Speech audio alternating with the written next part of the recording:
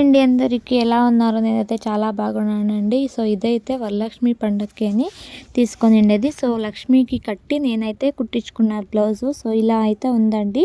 చాలా డిజైన్గా అయితే కుట్టించుకోవాలి అని ఆశగా ఉంటుంది, కానీ ఎందుకో అంత ఇష్టం కాదండి. సో బ్లౌజ్ అయితే ఇలా ఉంది.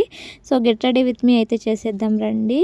సో కట్టుకున్నాక ఫైనలీ ఇలా అయితే ఉందండి. సో చూడొచ్చు, నిజంగా సూపర్గా ఉంది అనిపించే. సో పింక్ కలర్ ఎప్పుడు ట్రై చేయలేదండి నేనైతే, పింక్ అండ్ బ్లూ కాంబినేషన్లో.